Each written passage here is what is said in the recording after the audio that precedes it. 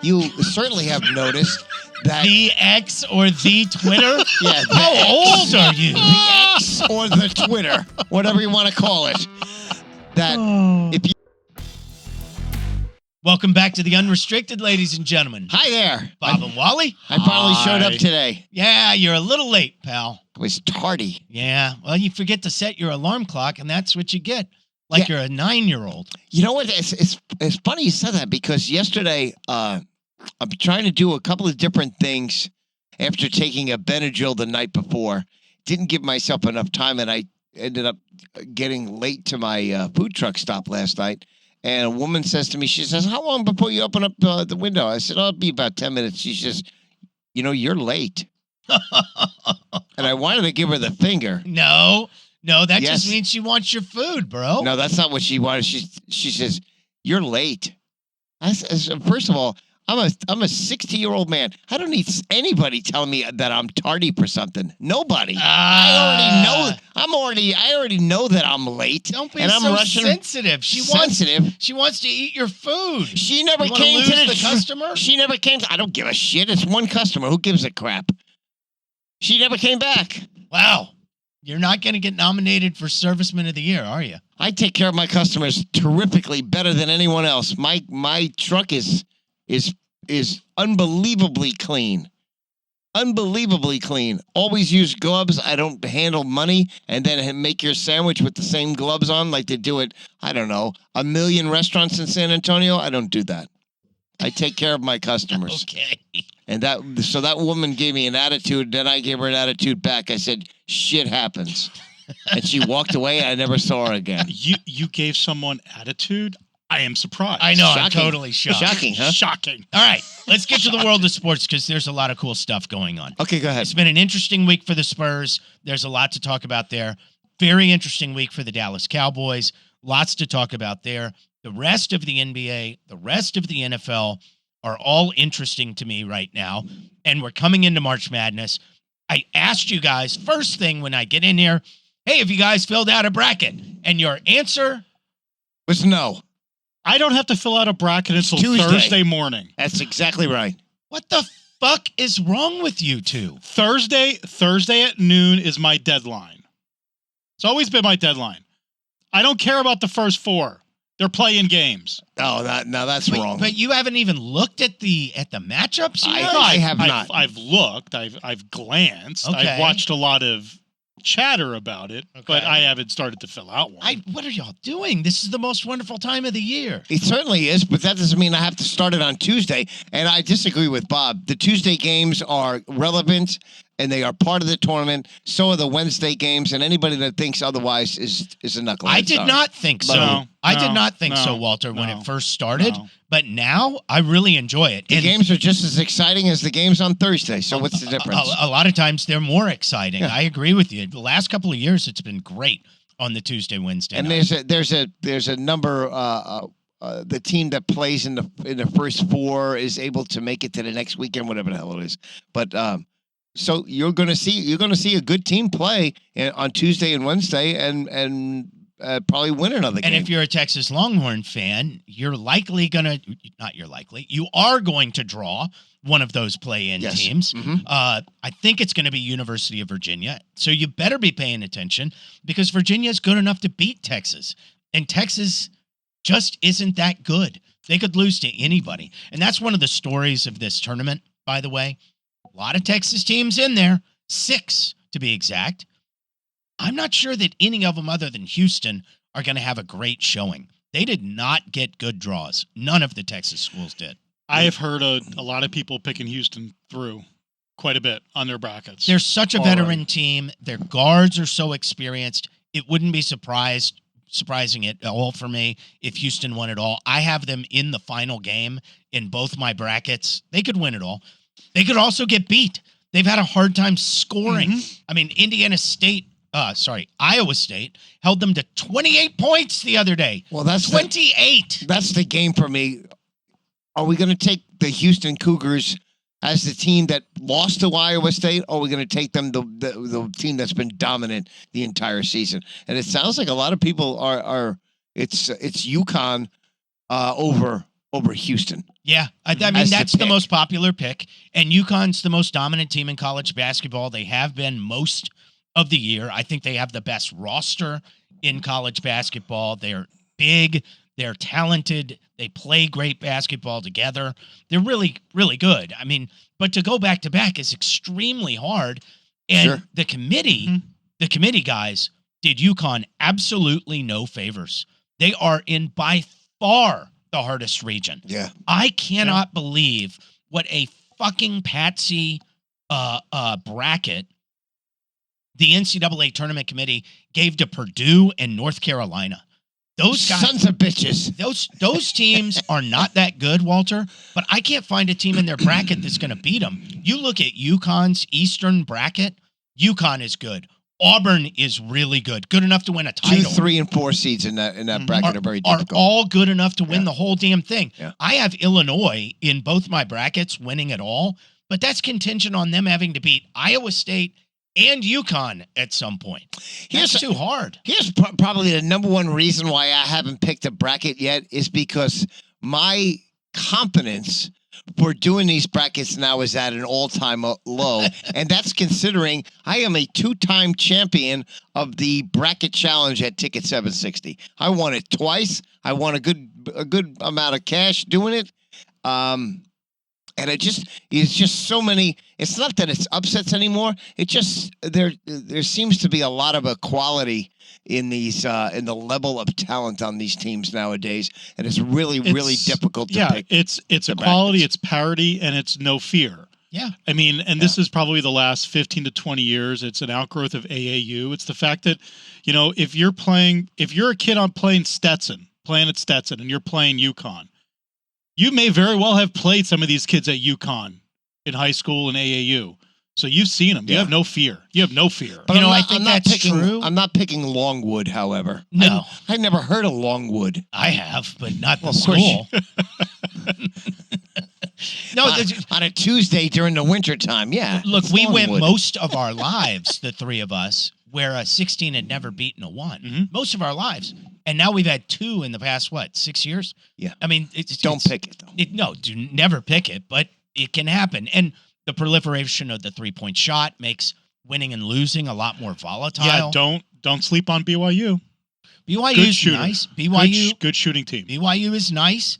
They could also lose first round. Yeah. I mean, it's really hard to pick. I get it, Wally, but I don't know. I think it's the most wide open tournament field that I've seen in a long time. Since last year. It just is.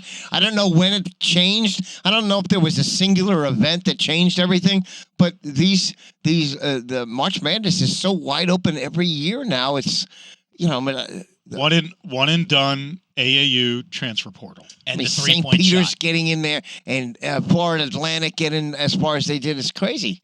There's no longer a Cinderella because it's one after another that has an opportunity. Yeah, you're right. It's not once every other year, is it? It's every single year there are Cinderellas. And so it makes you think about what we have here locally. At least it does to me. Locally with UTSA, is obviously they move on from Steve Henson this week and bring in somebody named Austin Claunch, who I've never heard of. He's from Alabama. He's an assistant coach from Alabama, and I love the way Alabama plays basketball.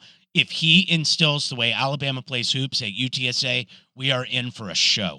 I don't know if it's about in this profession now is whether it's about your style or what players you're able to bring in that will dictate the style you have. Because to me, UTSA should be a run and gun team. They should be jacking up threes wherever they can. That's what Alabama does. Because that's the only way.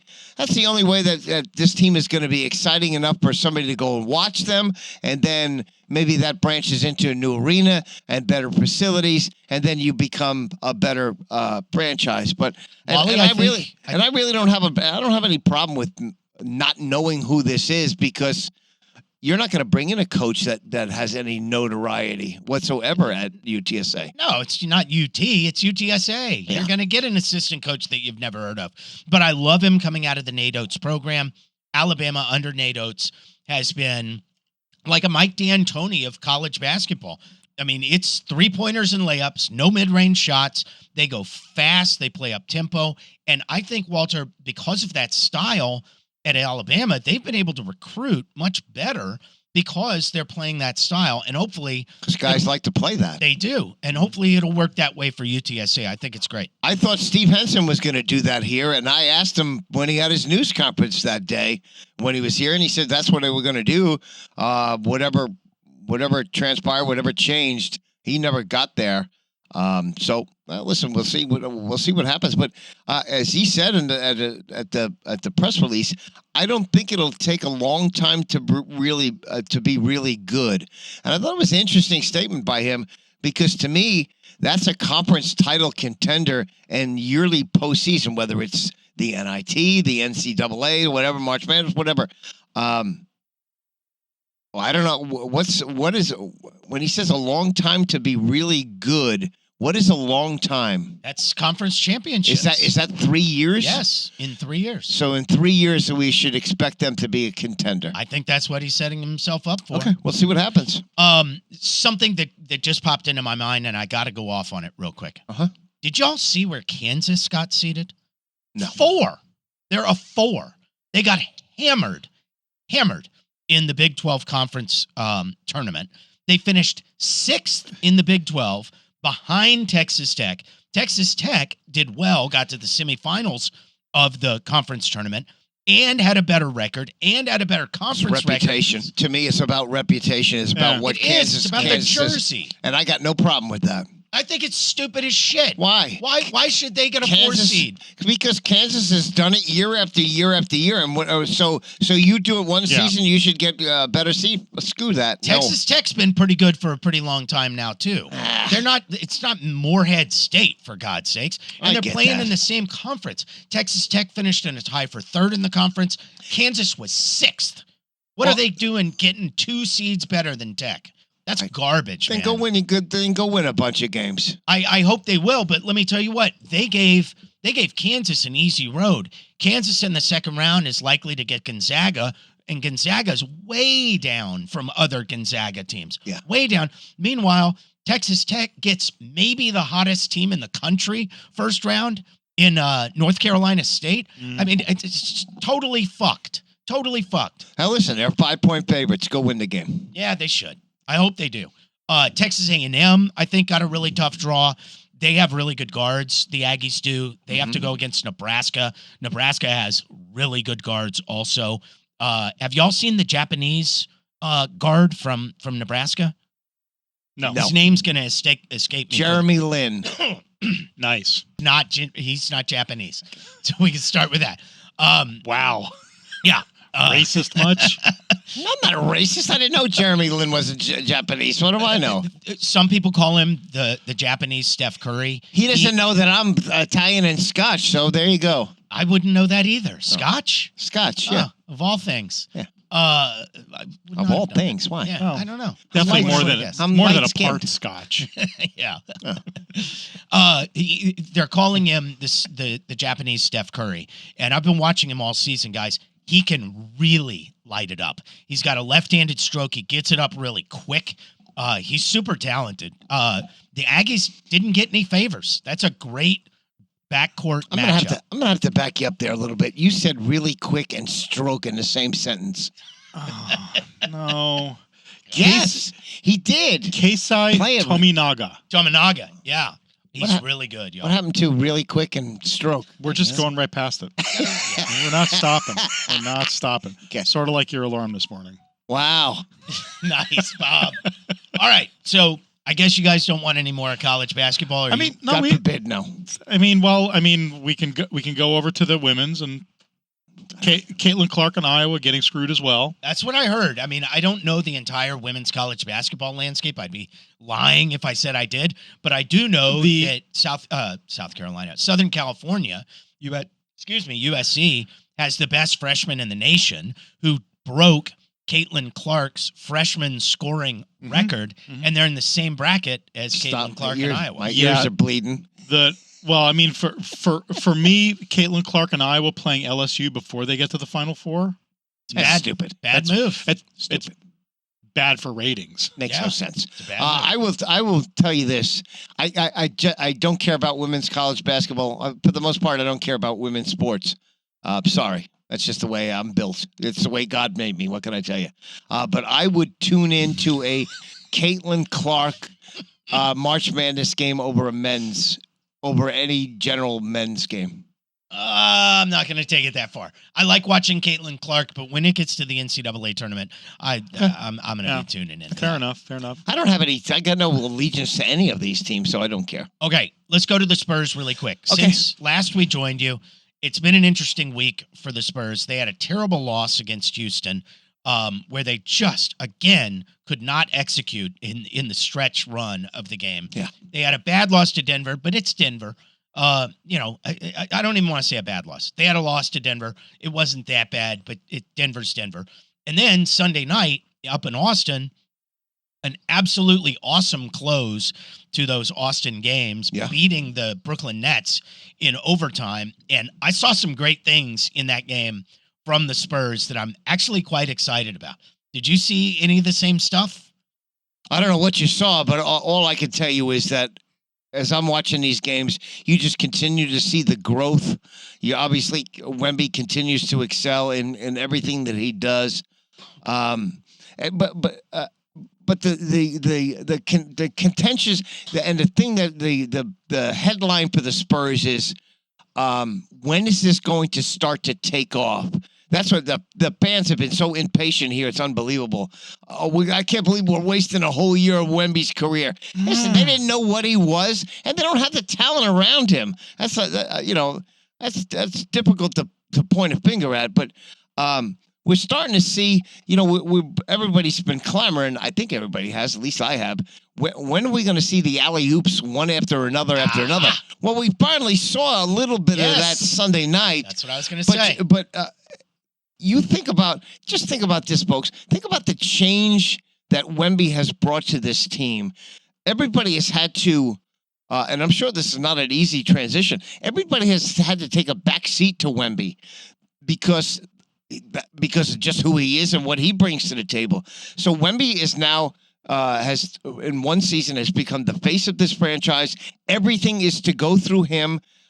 This team is all about Wemby. When the season before, it wasn't about anybody. It was about the players that were there already. So I think it's been quite a change for all of that roster, and it's going to take some time. I'm so glad you brought up the alley-oops. Walter, for the very first time, I was watching the game with my 8-year-old, and I said, Jackson, that's the best pass the Spurs have thrown all season. The Vassell alley-oop in the nut cutting, about 2 minutes left of the game. Yep. The one real quick on the left side to Wemby. Best pass thrown to Wemby all season long, particularly by Vassell, who is, I've criticized him on the show, not a good passer. He is a very good player. I like a lot about Devin Vassell, but he is a bad passer. And it's a roster full of untalented passers. But, oh, my God, that's what we need to be doing. Get to the paint and then lob it up to the guy who's 7'5". And Wally said this a bunch of shows ago, that putting a ball up for an alley-oop for Wemby is different than putting a ball up for an alley-oop for pretty much anyone else in the league. 100%. You get to put it up higher. You get a lot more flexibility. So yeah, nobody's ever thrown an alley-oop to a 7'5" guy on this roster before this season. But my question is, how difficult is it? I could be the guy that throws the alley-oop. Are you kidding me? You don't have to be perfect because he's 7'100". You got to be kidding. That's what makes it so ridiculous. Why hasn't there been more alley-oops? I don't understand it, because you and I can give him an alley-oop pass that would be successful. I don't have to throw it as you just said, Bob, and I don't remember making that statement during any of these shows, but nevertheless. Take credit. Yeah, you did. You could throw the pass anywhere and he's going to get it. You have to throw it higher than the defender, and it's hard to gauge. Which is easy. It should be easy, but it's a little harder to gauge because Victor starts off at such a higher level than the other guys. You think you can just throw it to his hand, but really you want to put it a couple feet above his hand. Yes, you can just put a nice little arc on it and he'll catch it and throw it down. That's what just drives me crazy. Why haven't they gotten better at this? That's the one thing that's the one issue I was thinking about this morning.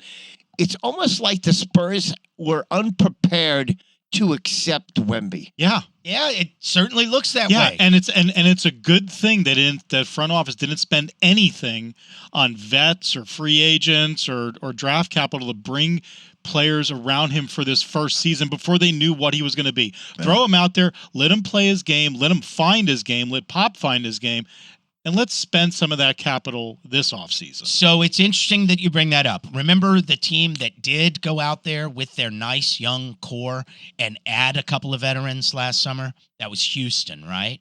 They brought in Van Vliet and Brooks, right? Okay. To try to bolster an already young but very talented roster in Houston. Alperen Şengün has blown up this year until he got injured. He has absolutely taken the leap into all-star caliber play. And look what it's got him, guys. Houston is 32-35, and they are 11th in the West. 11th. They're awful. They're not good. No. I mean, if you take those same veterans, Van Vliet and Brooks, and you put them on San Antonio this year, even with Victor Wembanyama, it doesn't make them into a 5 seed or a 4 seed. It's just too talented a Western Conference right now for them to make that kind of a leap that quick. Look, Jeremy Sohan continues to drive me apeshit. Even in the win on Sunday, Sohan misses Wembanyama on cuts constantly. Yeah. He is a miserable IQ player. Miserable. Huh. And we were told out of Baylor that he was a high IQ player. He is not. Yeah, but he's no different than the rest of those guys. They all seem to have such a difficulty blending in and working with Wemby and doing what the problem is. I don't know if this is the problem, but to me it seems like they are not. They still want to be on the headlines of the show when they shouldn't be. Yeah, I follow you there. You know, Yeah. this is the Wemby show, not the Sohan and Vassell and Wemby show. This is the Wemby show. You have to play the way he wants you to play, and and like I said, that has to be a very difficult transition for those players. Hey, we were at the face of the franchise. Now we have to take a backseat to this guy who's not even from here. And he's 19. And who the hell is he? Yeah. But you're right. It is incumbent upon those guys to figure out how to play with Victor, not the other way around. That's exactly right. So Sohan played 6 more minutes in that game against the Nets. Do you know what the assist differential was between them? Wemby had 7 assists in that game. Yeah, he did. You know how many Sohan had? Did he have 1? 4. Okay. Yeah. No, Sohan is to me, he's still a player. He might be frustrating. He's probably frustrating to you because you could see the talent that he has. He flashes signs of greatness, but it's just inconsistent. Yeah. But I think they're all in. The only 2 guys that are consistent on the team are Vassell and Wemby. And they're all a bunch of inconsistent players. And listen, nobody is off limits on that team other than Wemby. They could all be traded. The trade that needs to happen for the Spurs is some sort of Sohan or Keldon Johnson to Oklahoma City for Josh Giddey. Oklahoma City doesn't need Josh Giddey. They have a point guard in Shai Gilgeous-Alexander. He's a very talented passer, one of the most talented passers in the game today. And I think he would be a perfect fit next to Wemby. This roster is devoid, and I know I've said this before, is devoid of players who are gifted passers. Maybe the most gifted passer on the whole freaking roster is Sidi Sissoko, and he doesn't see the floor, right? Well, listen, I think you could become a better passer. I think that's not something that's born within you. I think you could, I don't know, Walt. I think if you can work on it, I think you could become a better passer. I don't know. DeJounte Murray was a bad passer when he got to the league. He's still a bad passer now. Yeah, but it depends on what you want to be. If you want to be a good passer, you could become a good passer. If you have no interest in passing the ball, then that's what happens. I don't know, man. I think passers are made, not born. Okay. Born, not made. Derek, I'll throw these 2 things at you, NBA-wise. The trade for Derek White or the trade to send him to Boston may end up being a bad deal for the Spurs based on what Derek White has done. This is a player who got out of San Antonio and has flourished. He has. Why does that make it Flourish. bad for San Antonio? The Spurs got good market value for him. I mean, I don't. Yeah, but it looked like an incredible steal at the time. But now Derek White has kind of evened this trade out a little bit. Derek White is a perfect player for the guys that are already in Boston, and he has melded tremendously because he's such a good on-ball defender and such a safe hand with the basketball. But he'd be good here now, wouldn't he? Oh, he'd be awesome here now. So there you go. The other point I will make is that the Knicks are a dangerous basketball team, even without Julius Randle. They are just unselfish. They work harder than any. They're just so unselfish. The most unselfish team I've seen. They work their ass off, and they work hard every single game. They're a lot of fun to watch. The problem now is, as I heard this morning, OG Anunoby, who's had some elbow issues, now is going to be out for a little while again. So yeah, the Knicks if they were healthy, they would be the co-favorites to come out of the East. I hate the Knicks. I've always hated the Knicks, but I will say this is because you hate.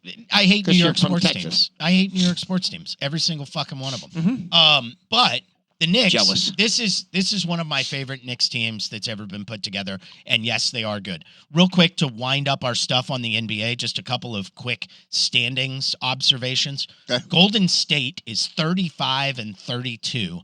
They're 10th in the West. That's 3 games over 500, and they're hanging on to the last play-in spot.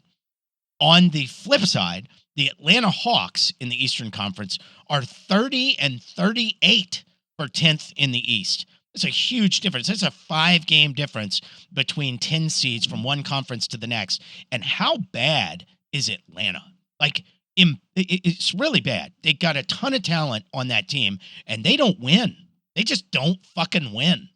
They're going to get blown up. That the Murray Trey stuff just hasn't worked. It doesn't work. They're not good enough. And Nope. I think it's an indictment on Trae Young. That's why I don't want him on the Spurs, because he doesn't guard. I wish I could care, but I just don't.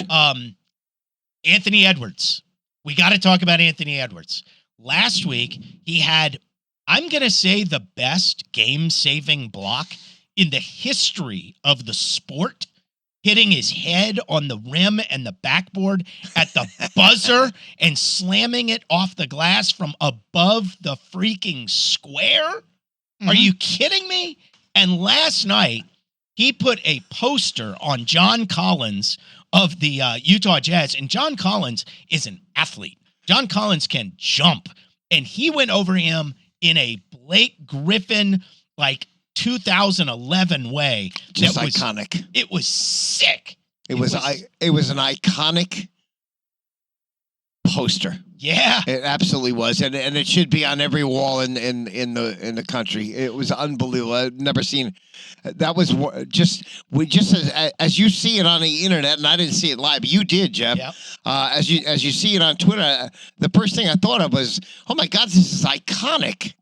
And 10 minutes later, it became iconic. Yes. Best dunk of his lifetime. That's what he said said in his post-game interview. Yeah, best dunk of his life. And look, he's had some nasty ones. I mean, that guy is a level 1 athlete in the world. He might be the future face of the NBA. Yeah. He has that kind of skill. And Minnesota is not to be trifled with.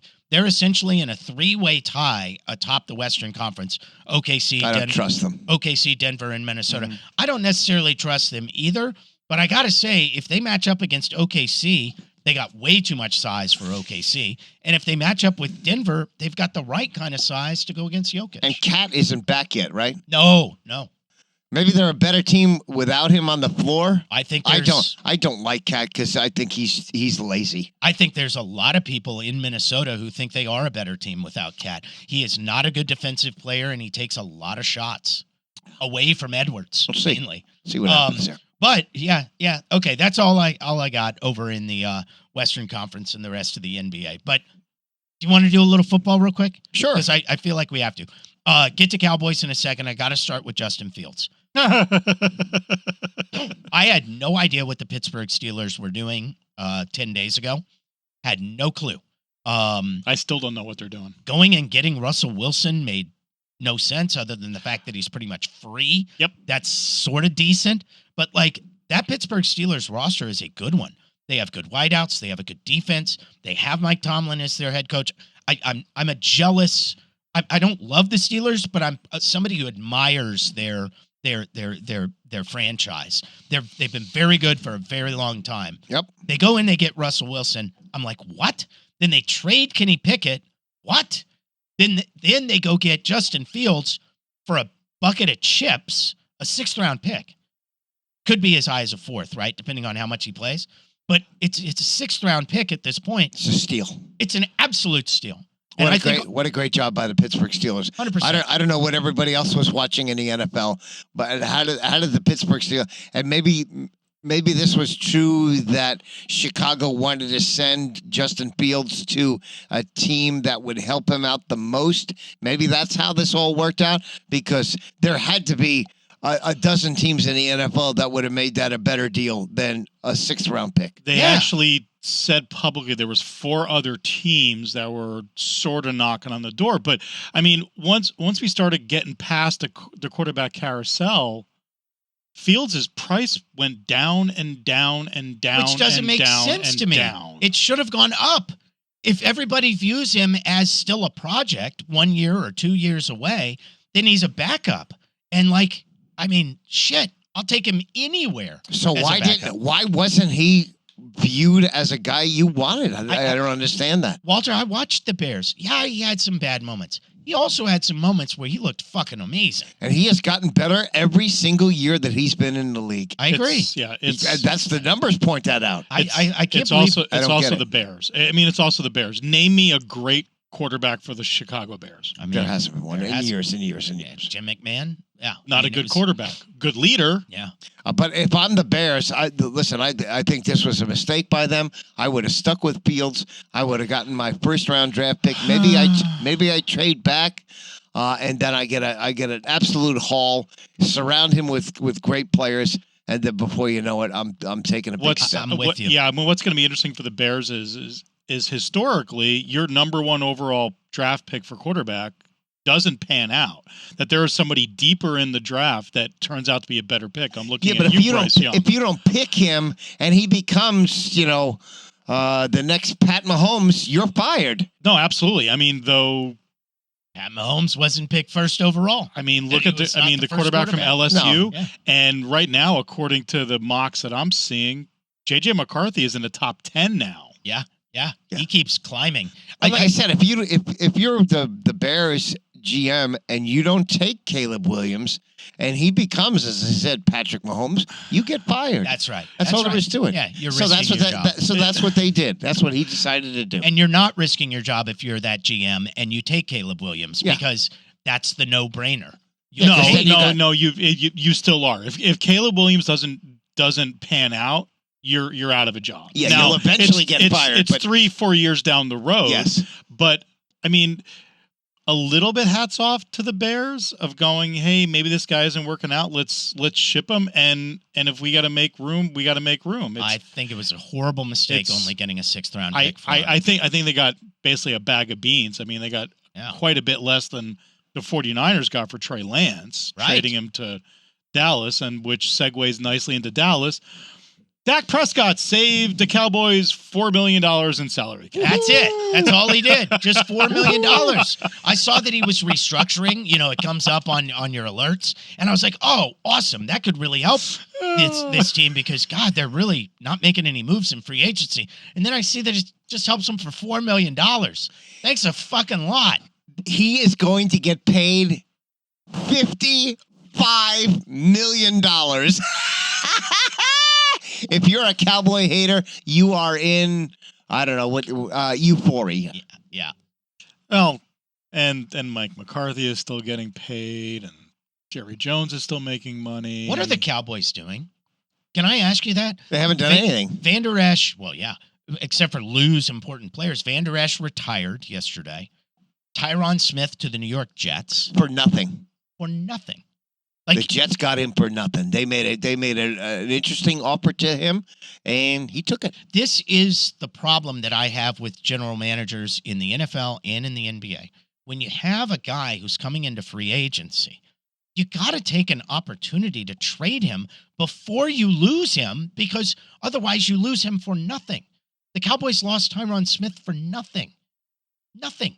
They could have re-signed him or extended him last year and then traded him this offseason if they really felt like he wasn't part of their future, Walter. Instead of losing him for nothing, it's such a stupid move. He's only a steal if he plays. And the problem with Tyron Smith is he doesn't play. That's the problem the Jets have. All right, and the Jets have redid their entire offensive line and looked terrific doing it.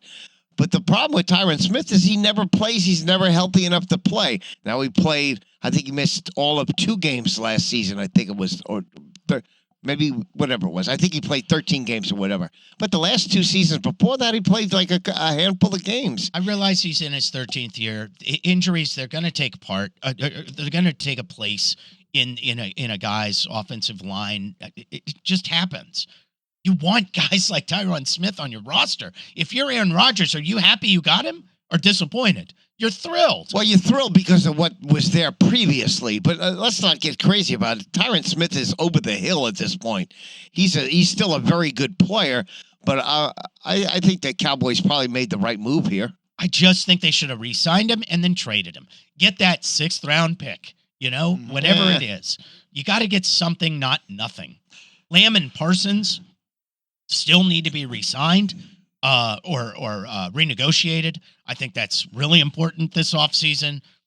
The Cowboys do not look like a team that's trying to build a winner right this second. They look like a team trying to maintain the status quo. Yeah, but, depending on how you look at it, if you look at it as not the Cowboys, you look at it as a generic white label football team. You look at their success over the last 3 years, regular season, okay.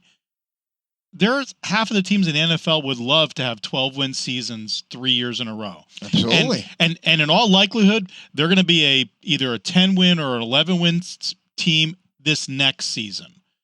And I said it coming out of that loss to the Packers. Don't talk to me until they make it to the playoffs. But it's because it's the Cowboys, not because it's an NFL football team. It's because it's the Cowboys. The NFL, and it's going to fucking hurt me to say this statement. The NFL needs the Cowboys to be relevant in the postseason. No, they don't. Why? What is the NFL? The NFL doesn't need the Cowboys. Are you kidding me? The Super Bowl does enormous ratings whether the Cowboys are in it or whether they had 3 wins. Oh, I don't want the Cowboys in the Super Bowl. I just want them to be relevant. They don't need to be. They're a joke. They are a joke every year going to the postseason. But I think 12 wins a year makes them relevant. At least on the national stage. And then everybody gets to say, well, what are they going to do in the playoffs? And that makes it interesting for people. Well, listen, it's all about their quarterback and whether he can make plays in playoff games. And to this date, he hasn't. I just can't believe they haven't gotten him any help. I thought Derrick Henry was going to come. There was rumors left and right that Derrick Henry was in Dallas shopping for real estate. Derrick Henry winds up saying that, they really didn't even reach out to me. No, I was actually a little bit surprised. As to what those salaries look like for those running backs. Saquon making significantly more money than Henry. $12 million, right? $12 million versus eight or 9 for Derrick. Yeah, and the same for Austin Eckler. A lot of guys. And DeAndre Swift. And I actually they all made less than what the tag number. Yeah, was, right? though I understand a little bit Saquon and Eckler because they're more in that Christian McCaffrey type multi-dimensional, whereas Derrick Henry more traditional, even though I wouldn't have signed to any of those guys, and I think all of those teams that let those players go made the right decision. I wouldn't have paid them either, because you can go and get a draft pick in the 4th round, and he could be just as good as any guy that you let go. And that's the reason why the franchise tag is so low. Yep, I would have been interested in Austin Eckler. I would have. I think catching out of the backfield, running between the tackles, I think he would have been interesting to me. Saquon is the best out of all of those running backs that were the free agent. But still, as a fan of the Giants, I had no problem with him leaving. No, and the Giants were smart to let him go because they're not a team that's really pushing for a title. No. They're a long way away. So let him go. Yeah. Let him walk. I'm with you. Any more NFL? Or are we gonna No, though play the hits? I got to see a San Antonio semi-pro football game on Saturday night.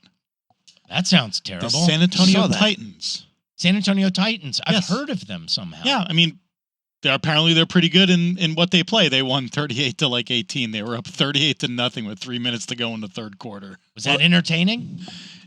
It was entertaining-ish. Okay. Well, if you're a professional football fan in this town, and you're a frequent user of the X or the Twitter, you certainly have noticed that The X or the Twitter? yeah, the How X, old are you? the X or the Twitter, whatever you want to call it. The point is that if you use Twitter, you know that the San Antonio Brahmas have been all over your Twitter feed, all over it. My question is, do you care? And and the tickets are as low as $28, and I thought that's a shitload of money to go see somebody that you have no allegiance to. You don't know who's on the team, and you're going to pay out $20, $28 to go see that team play. Why? If the concessions are equally underpriced over what it is for a real NFL football game, I'll go see it. But if a fucking hot dog is going to cost me $15, no. I just have I no wouldn't. interest in minor league football. I don't None. either. Not None. anymore. But listen, it's gonna do well here. We know it will. And so there's that. All right. You want to play the hits over there, Wally? I'll play the hits over there. Give it to me. Sure. Let's start with this one. I thought this was interesting. Searches for the term VPN doubled in the state of Texas after Pornhub disagreed with the Texas government and blocked their own sites. That's right. That's right. There's. Yeah, you can't go to don't know- Pornhub. I don't know much about it. Why not? Why not what? Why can't you go to a porn site? It's Because the Pornhub, the site themselves have blocked you from going there because Texas put in some law about ages and showing ID or something crazy like that. Not that I don't know all about of- this from personal experience, but Louisiana just did the same thing a while ago. Yes, you do. I mean, no, I mean it's out there. I mean, they're putting age checks in front of it, and yeah. I don't have a problem with age checks, but I It don't was a know little why- bit different than that, but like I think if you go to the website, because I tried to go because when I saw the story, I said, "Oh, let me check this out." You were So only I doing checked- research. So I go to Pornhub. I go to Pornhub. I think it's Pornhub.com. Maybe it's .org, whatever the hell it is. So you go there, and some letter comes up explaining to you why you can't go to the site. It's like, okay. Interesting. So to go, if you don't know what VPN is, that's basically a private network. virtual private network. yeah, where you can That's what it stands for. Virtual That's what private it stands network. for. where I you did can not- pretend like you're out of There you- state. There Right? you go. Yeah. Two more I got for you. I watched a little bit of the Taylor Swift concert. Two observations. First of all, and I already knew this, she absolutely adores her fans. The second one is I love that she doesn't push her sexuality onto us. I love that. She doesn't come out on stage dressed like a hooker with everything everything there for you to see. I hate that. That drives me crazy. It's a bad look for Young ladies. young ladies, and obviously she's got millions and millions and millions of young girls who will look up to her, and she is a terrific role model for young women today. Absolutely. Should I watch it? If you With like, my- if with you my like daughter? absolutely. If she likes Taylor Swift, absolutely. Okay. And it's on Disney Plus, so you can watch the whole concert. And I didn't listen to all of this stuff and watch all of this stuff because I don't know all of the music. But the first 25 minutes gave me enough of it to say she's a great role model, and a terrific person as appears, and for everybody to get on her and Kelsey was just stupid. Of course. Stupid. The last one I'll give you one is kind of maybe. Well, I'll just say it anyway. So Brett Cross, You do this every week. I do. You put I'm something sorry. down and you're like, I'm not going to say it. Oh, yes, I am. I think it's important. Okay. Brett Cross is the father of Uzi Garcia, who was murdered during the Robb Elementary massacre. Okay. Well, this gentleman has been camping out in front of the Uvalde police station since March the 13th. He says he will stay there until Javier Martinez, a lieutenant, Staff Sergeant Edward Canales, and Detective Luis Landry or Luis Landry are all removed from employment. Okay, there's that. If you would like to donate to the cause, it's at $cross 0524 on Cash App. So if you'd like to donate some money, as I am going to, by all means, $cross CROSS and then 0524 on Cash App. Interesting. Good for him. Yes, because they had those. I think we talked about it. So just a really difficult situation there in Robb Elementary and in Uvalde.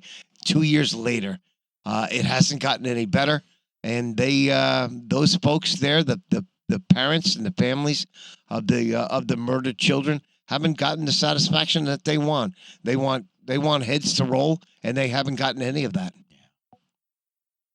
So there's that. Did you just go off the mic? I think my mic. Oh, there you go. There it is. All right. Sorry. That's all I got for you today. All right, boys and girls. I enjoyed it. Yeah. Happy NCAA tournament. Happy fill out your brackets. Yeah. Yeah. We'll be back with more of that next week. Yeah. Yeah. Like and subscribe. What he said.